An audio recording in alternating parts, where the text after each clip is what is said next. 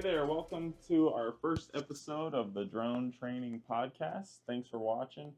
Today I have two young drone pilots that have started their own company and are doing all sorts of stuff around the Midwest, around Ohio, around the country. And so we're just going to hear from them, see how starting a drone business is, see what the market's like, seeing their experience. And yeah, so welcome guys. Thanks for coming in today. It's good to be back. Yeah. Tian, actually. You go by Tian? Yeah. Okay. I used to work in this lab too. I'm an aviation and aerospace major, and right now I'm putting my college on hold to run my own business. And when I have a manager, I'll be back on campus and pick up the study where I left it. Sweet. Yeah. So I guess we could just introduce ourselves. I mean, so you were saying you used to be a student here at Ohio State, and then you. Technically, I'm still a student because my study is just on pause, and I just didn't pick any courses, so I'm pretty sure I'm still in the university system. And as soon as I'm back, I'll just pick up the courses, and we'll be back to study. But right now, I'm just running my own company. But yeah, before that, I was an aviation and aerospace students here. Sweet. Yeah, and then yourself, your name, I guess. Yeah, I'm Joe. I'm still in high school from Colorado, and graduate next month. And been doing drone stuff for about a year now. Okay. Got to renew my license actually soon. Yeah. And how did you get into drones? Honestly, just one night. I think my sophomore year of school, I just started researching it. I thought it could be a cool thing to get into, profitable, since drone tech is pretty new. Right. Not super advanced yet. And was there a high school class you were able to take? I don't think there was like specific courses for drones. Okay. There's like engineering classes, but not sure if there's anything like super close to it. Okay. Not that I've seen at least. Yeah. Probably some extracurriculars though. So you just self-studied? Yeah. Took the test, got it. I did a course online for my Part 107. Okay. Pilot institution, wasn't it? Yeah. Okay. Good organization, free courses. Yeah. Part 107 wasn't. Was it free? Was it no. not? I think that one was like $100. We should make a course and profit from it. Honestly, not a bad idea. And then knowledge. How did you get into drones? I don't know if I know that. Oh, I was in drones ever since I was young. So like I was in primary school in China, we have this RC club, not officially a club, but it was more of just a group of friends. There was kids like me who's like barely 10 years old, like 12, and who was messing around with the small RC planes. And there's also some adults like the people in their middle age and still messing with RC planes, and those people went on to be big players in DJI's early team. At the time DJI was only still making the flight controller, but they were one of the best ones. There was a couple competitors, but they were one of the best. And after DJI, there was this fun story. There was this toy factory owner in Shenzhen, and who talked to the owner of DJI, be like, hey, instead of just make the flight controller, you should make the whole drone, and we can work together. And after that, DJI started to make drones, and we know what happened after that. The rest is history. Wow, so you were there kind of from the get-go. I wasn't particularly involved with DJI because I was way too young back then, but I was playing around with their flight controllers for sure. Right. But there was a lot of people doing the same thing. We're just all interested in playing around with remote control toys. It was just fun, playing around with radios, and we're actually trying to experiment because 4G at the time was like a new thing, and we tried putting 4G modules onto our drones so we can control it via like a 4G link, which at a time is unheard of. And it was functional, and eventually I saw DJI has released a 4G dongle. So what we were doing there was actually turn into a pretty good concept for what came afterwards, I guess. Very cool. Yeah, the 4G LTE dongles right now can assist in many situations like beyond visual line of flight, visual line of sight flights, and they're really useful in those situations when your RC can establish a direct link with your aircraft, so you can rely on your 4G or other repeaters. Right. So that was pretty cool. Yeah, okay. Well, thanks for the introductions, sharing about how you guys get into drones.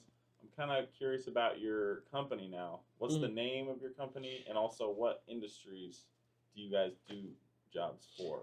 The name of the company is Skipper Vision LLC, and I founded it because people call me Skipper, and industry-wise, I do a very wide range of stuff. There's the very first big contract I received was in the agricultural field, where we're flying M300 platforms into the field using the H20 payload to see into the crops. And the company has a software using AIs to analyze the crops based on those high resolution imagery to detect if there's any defects, any bugs, anything going wrong with the crops. And that's what my first big contract with. And after that, it just took off from there. There was thermal flights for big retail chains and warehouses like Walmart, Home Depot, thermal flights for them, and just normal flights as well. Just you've done the warehouse industrial job, Right. and but on top of that, it's just thermal. I'm pretty sure you know how to do that too now. After that, it's um, and some creative imagery and selling pictures to different real estate agents, newspapers, city governments, and there was this one time really cool. Sold my photos to National Geographic, even though it's not was not that big of a. I didn't even think it was my most amazing work, and it Okay. was not on the front page of the magazine or anything. But I thought that was pretty cool. And then I heard people up north getting their stuff bought from by NFL. I'm like, all right, maybe National Geographic isn't that impressive, but still, nonetheless, I thought that was pretty cool. Um, and do FPV gigs, the creative imagery. I do those for fun, and eventually, maybe when I'm tired of industry jobs, I'll take those, to just take it Right. easy. And there's the filming gigs, photography gigs, and just those ones, and then jump onto now the serious telecom jobs. So Right. inspecting cell towers, and there was a while I had to stand in for another guy did turbines and power lines, and but those are not the fields that I have my business in. I'm trying to diverse, so maybe one day, but right now, like about 70% of the business is just telecom with my guys flying around for me just on the same contract. Okay. Very cool. So that's a pretty wide range of drone jobs you're doing. You don't really stick to one thing in particular, but at this point, which ones do you do the most? Is it just telecom? Telecom is probably Okay. 70% of the work volume right now, but Uh-huh. uh, as far as niche goes, I'm still trying to find it, but haven't really specialized into one. I'm pretty much like specialized into like every field right now. We got like equipment stacking because lots of these industry have about the same skill set. They Yeah. can all be summarized to be like geospatial inspections. You're using the same amount of same equipment and the same skill set. You're mapping, you're doing the orbit flights, you're getting close up and using almost the same platform, M3E, M300s, Matrice 30. They're Yeah. almost the same platforms and the same skill set and the same amount of data processing. So Right. technically, if you have this skill set, you can easily switch to another subfield in this region. So you can just jump around. But until I find like whatever I'm interested in the most or what makes the most money, I'm just doing like everything. Yeah. That's sweet. And what is your guys' favorite like drone jobs you've gotten to do?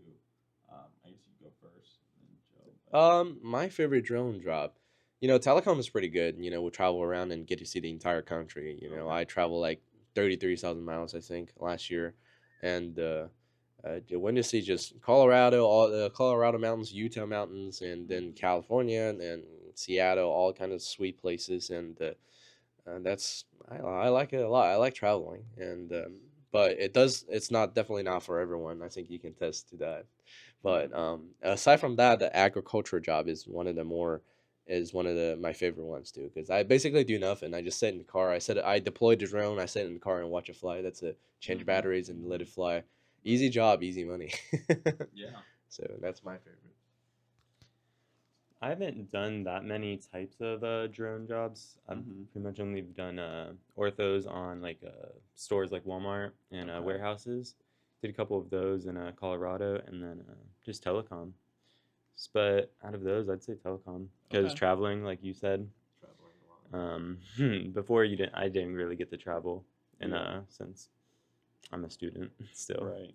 I'm pretty sure you drove more miles in the months that you've been with me than your entire life now. I think so, yeah. I think That's I've gone wild. 20,000 on my car since Yup. I've left 2 Wow. months ago, maybe.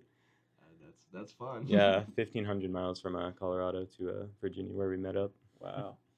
And what goes into the telecom like flights? Like what are you actually doing for telecom? So the technical details are under NDA, so I can't say. But it would be pretty standard. You're flying around a tower structure. You're doing orbits, and then you're taking a closer look at the important parts of the antenna. So the data you're collecting will be used to create a digital twin of the tower, so the engineers can grab their measurements because these are RTK equipped, so they're down to the accurate down to the centimeter, so they can just grab the data that used to take. They will have to send like a climber to go up the tower to save to measure those. It will be so now it's saves cost, and it's much safer than a climber, Yeah. and you can deploy people much faster. So and the telecom, it has a very poor database in about their own sites. Sometimes like companies don't even know this site has not been in service for over 20 years, and they would deploy us to be like, and there's no tower there because it was Yeah. taken down like 20 Oh, years really? ago, and it's still in the database. They'd be like, oh, that's why this thing hasn't showed up on the Was database there for one like 20 years. yesterday? Yeah, we had one yesterday. Oh, wow. That one is not even built Yeah. yet. Since So it's completely yeah, unbuilt. so Interesting.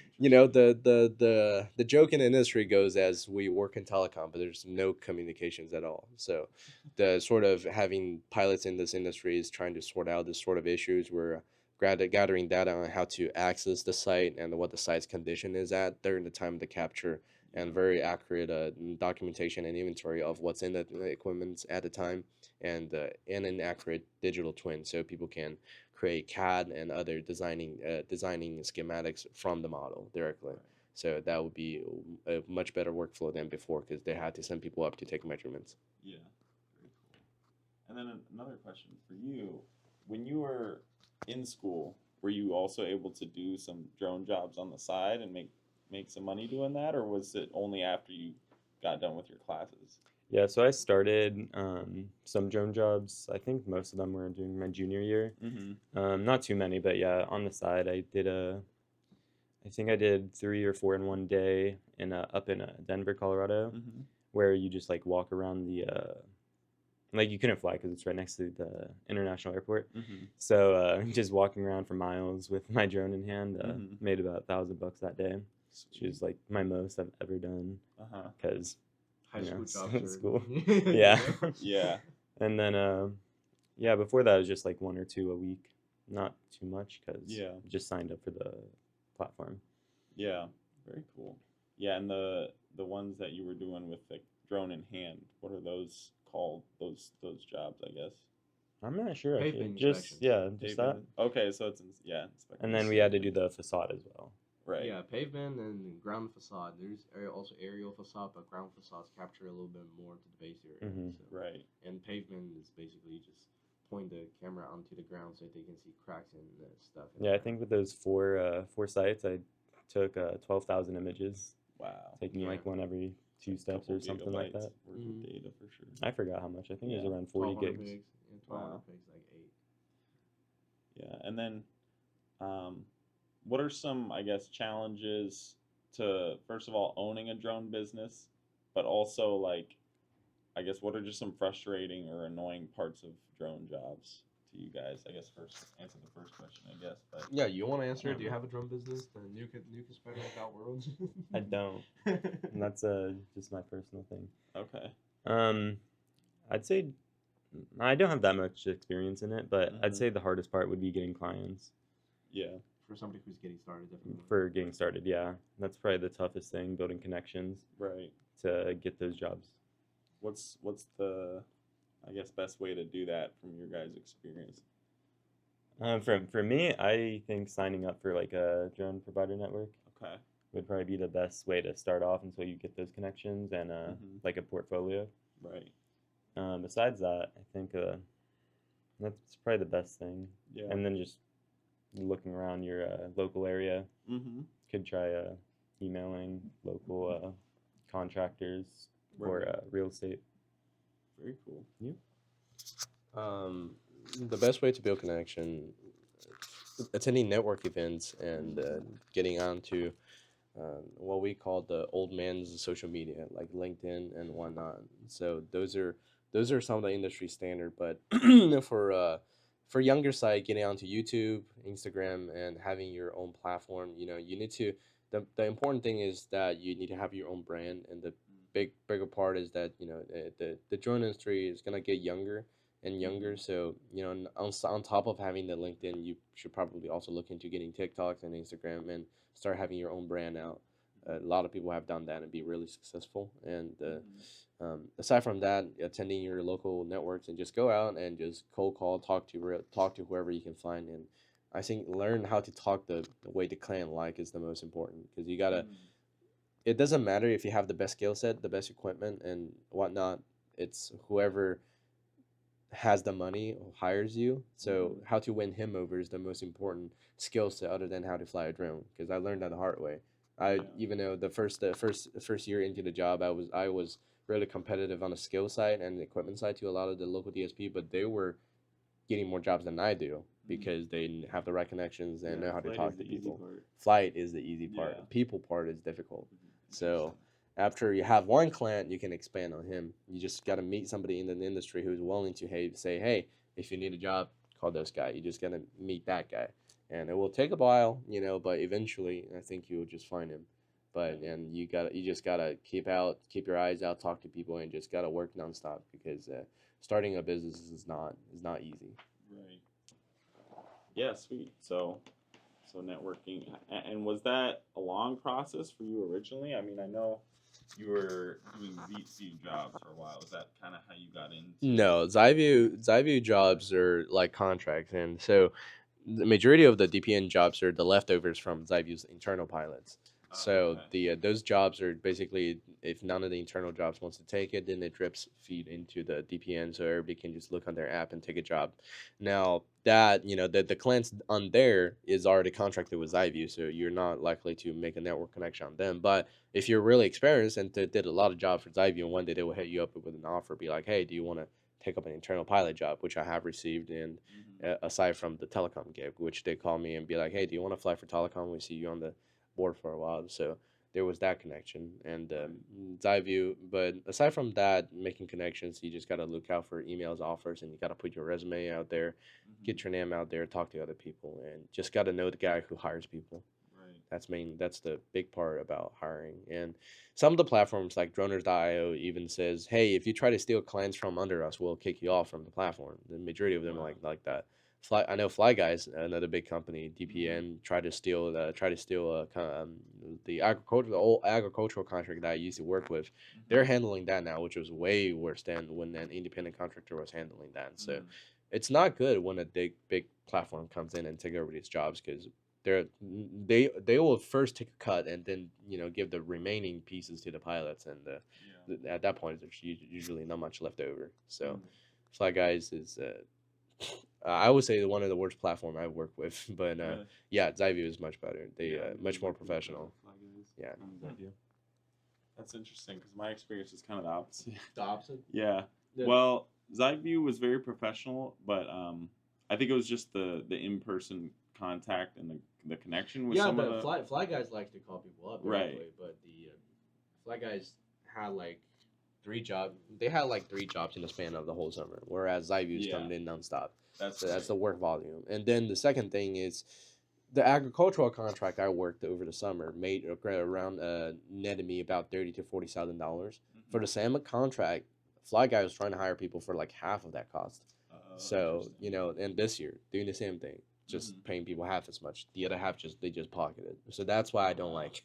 That makes sense. Yep.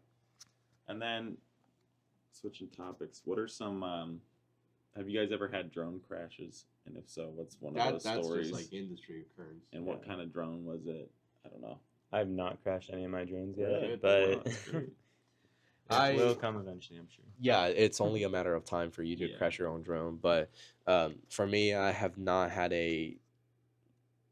Now that I think of it, the only time I've ever crashed my drone is that Mavic 3 and a FPV. I have not crashed my drone or had a major incident aside from that one time I landed.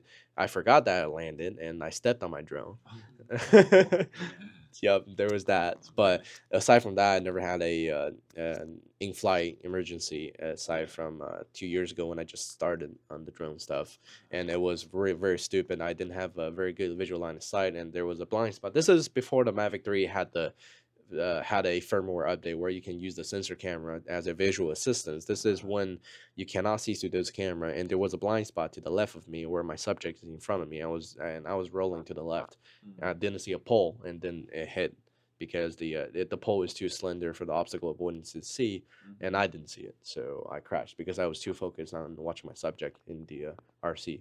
This is why visual line of sight is important. Otherwise, I wouldn't have seen it. Second time is why I was just flying my FPV to a pipe, so of course it crashed. Well, I didn't crash it. I was about to make it through the pipe, but the battery kicked in the RTH, so the drone stopped in midair and tried to return to home in the tunnel, and it hit the top of the tunnel. So there was that. Yeah, that was a that was just some DJI design feature. Aside from that, I've never had a crash, but in a large scale drone operation, not only like me, but on the agricultural contract I used to work with, there was plenty of crashes. M300 platforms, they cost like $30,000 per crash. It was happening daily.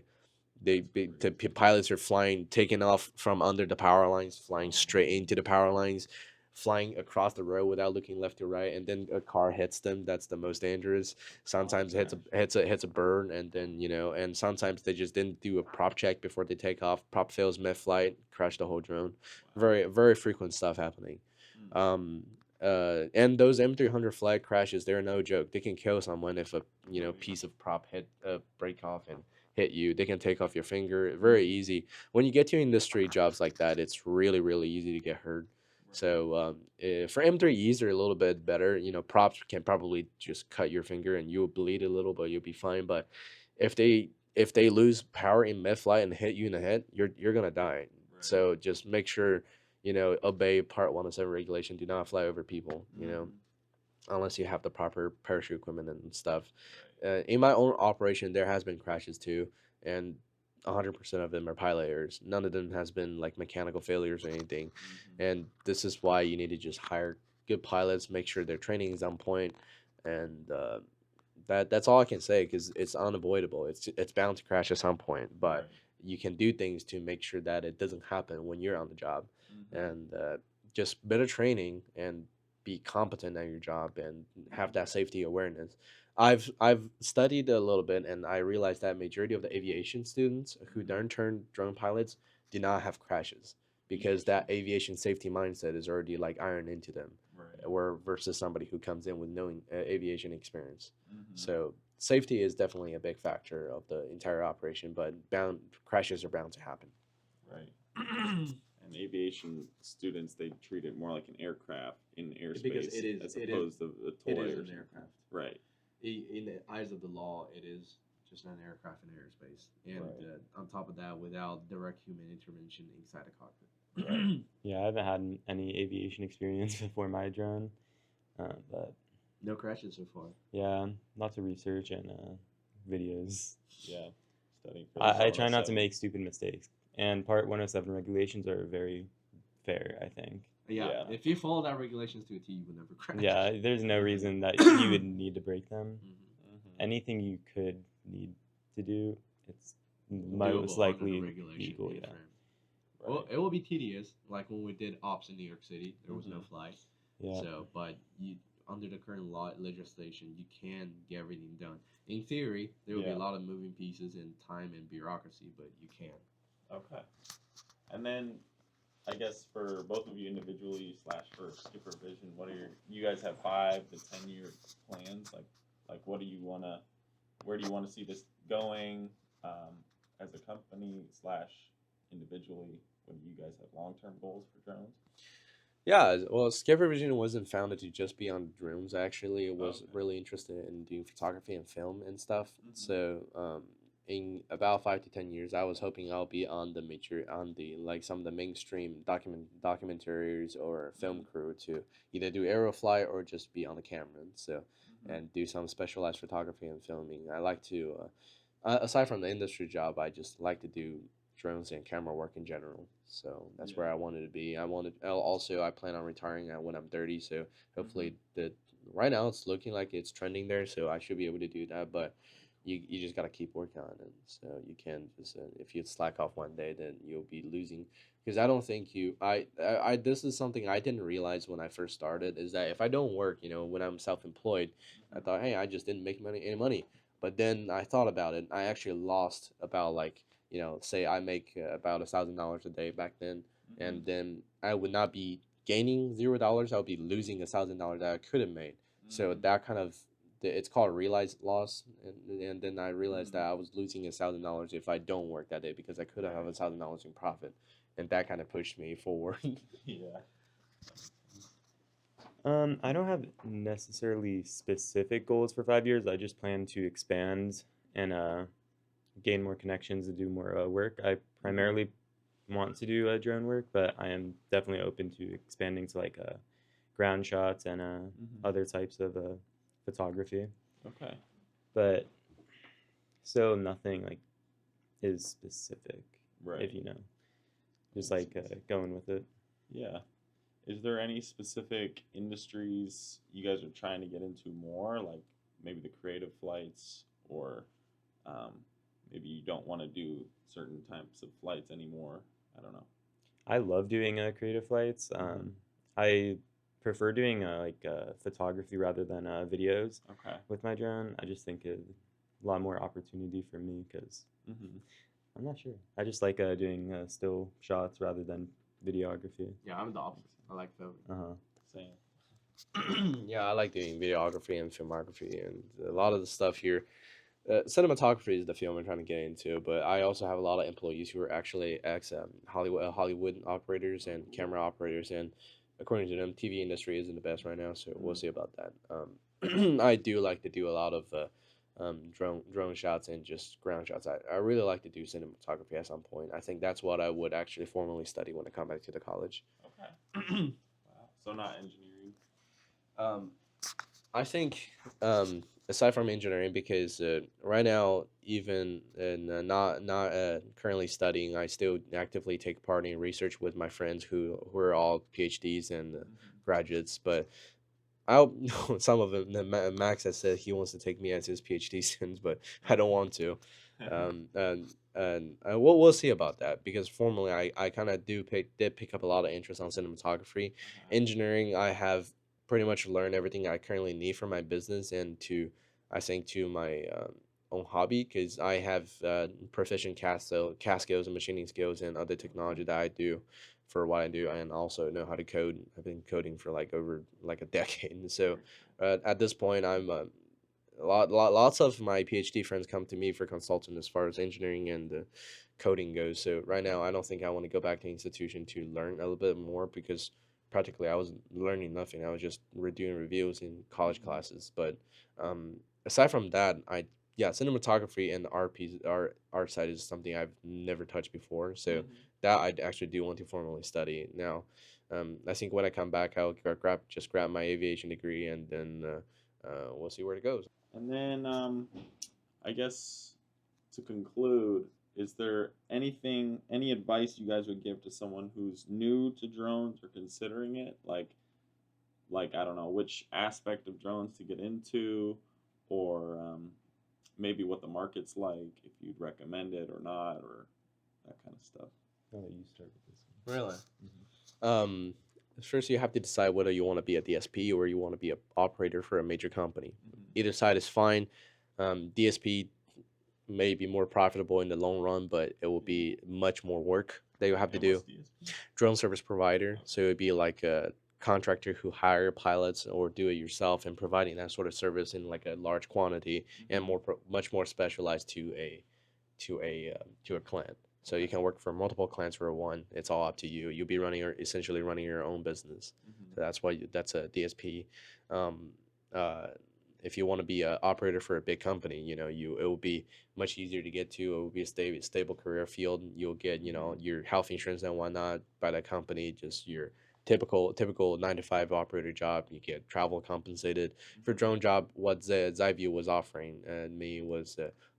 It was pretty good because I was pretty much taking like half the month off and then travel to have the next half month and the pay was decent, but definitely not as much as what you would make as your own boss and your own boss's flexible schedule, of course. Mhm. And best advice is to just get in early. The earlier you get into, the more experience you will have for people who get in late. And the earlier start gets you more client, because the market is only going to get more difficult as competition ramps up. But there will also be more client, so who knows? But getting in early is the sure choice, and just be competent at your job and get your name out there. That getting competent is the most important part, Right. because we have seen incompetent people, and it's no good. Yeah, there are pilots that we've hired that we have to let go. Because after they're coming in onto the job with not adequate experience, and after getting on, then they're still not willing to learn after that. That's really bad, and we had to let them go, because they're just crashing the drones like almost every day, and then just not good for in the eyes of the client, so I had to let them go. But generally be competent, get your names out, and just stay up to date and getting early. And those are some of the, I think, the best advice I can offer, and just to keep working at it, because getting started is going to be hard. Yeah, that's good advice. Yeah, and building on what he said, especially if you plan on like doing your own boss type of a business, you definitely want something to show to clients. Building a portfolio, that's pretty important to. Good resume, good recommendations. Yeah. Get your name out. Yeah, because not a lot of people, I'd imagine, want to hire someone with nothing to show, especially if you're charging like a lot of money That's for why sometimes you have to large just projects. Take a leap of faith. Don't charge anything. Be like, hey, Yeah, I just want to do it. And, pay what you want if you like it, type thing. Yeah. And how would you build the portfolio? Like, would you put it on a social media or a YouTube channel, or like what do you guys Depends do? on the audience. Yeah, I'd say like on a website where you can show all your work in one without like limitations, like what you can upload. It's probably the best. But also like Instagram, YouTube is, I think, it's fine. Yeah. Having your own platform, your social media, build your own brand, like what we talked about. Yeah, And having your own website's more your own professional. a website is important. Right. And having portfolio, it depends on the audience. You gotta just, for a different audience, you gotta build different portfolio. For creative, maybe you want to show the photos you've taken for new local news stations, local city governments, and for industrial, you just gotta demo the work that you have done, like clan deliverables, like a process ladder data, process map, process 3D models, and these data have to be not under NDA or any sort of things. So majority of the constructions and projects, they will they're likely to take on new pilots to do a trial flight for them.